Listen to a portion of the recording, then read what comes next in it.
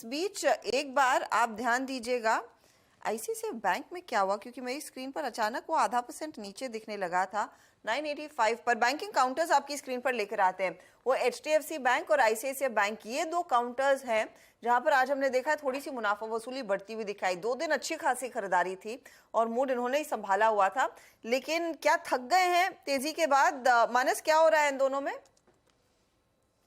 Bank की जहां तक बात है, मेरे हिसाब से कंसोलिडेशन है, कोई रिवर्सल के साइन नहीं दिख रहे हैं।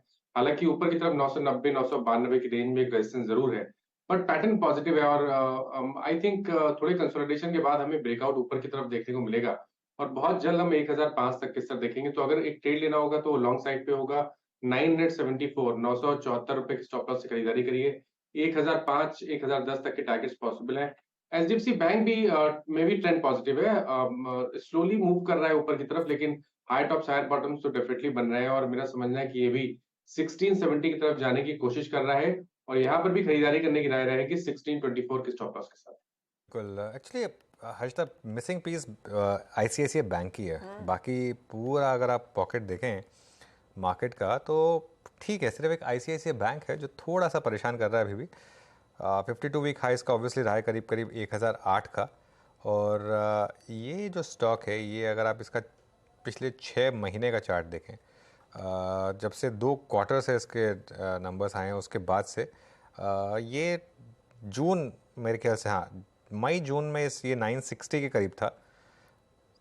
जुलाई अगस्त सितंबर 3 महीने से ऊपर हो गए हैं इसको, और ये स्टॉक जो है 2 या 3% ही तब से उस बैंड में ही घूम रहा है। 3 महीने का चार्ट देखिए, काफ़ी टाइम से कंसोलिडेट कर रहा है, काफ़ी लंबा कंसोलिडेशन हो चुका है यहाँ पर।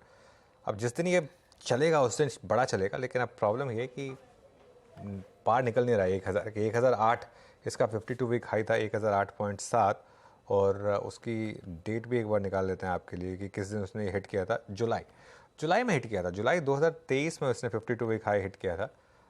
और उसके बाद से ये स्टॉक थोड़ा कंसोलिडेट कर रहा है।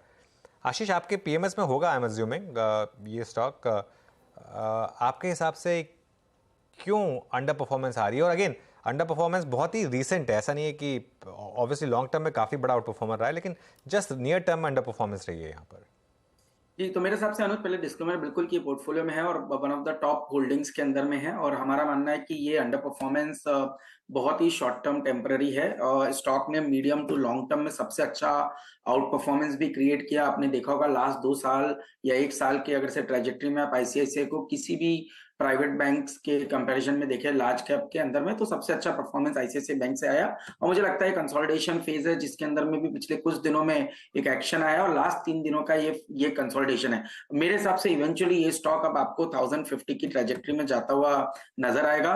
बहुत अच्छा बेस यहाँ बन चुका है, रिस्क रिवॉर्ड फेवरेबल है, और 960 970 पे स्टॉक ने बड़ा ब्रेकआउट ऑलरेडी वीकली चार्ट्स पर दिखा चुका है। अब जहां तक अंडर परफॉर्मेंस का सवाल है तो उसका 2 कारण ये रहे कि एक तो एचडीएफसी बैंक के अंदर जो ओवरहैंग बना हुआ था वो कहीं ना कहीं जाता हुआ नजर आ रहा है, और उसकी वजह से मार्केट की जो एक पोजीशनिंग थी, सिग्निफिकेंट ओवरवेट आईसीआईसीआई बैंक, और कहीं ना कहीं थोड़ा पोजीशन को एचडीएफसी बैंक में पिछले 6 से 12 महीनों में कम किया गया था।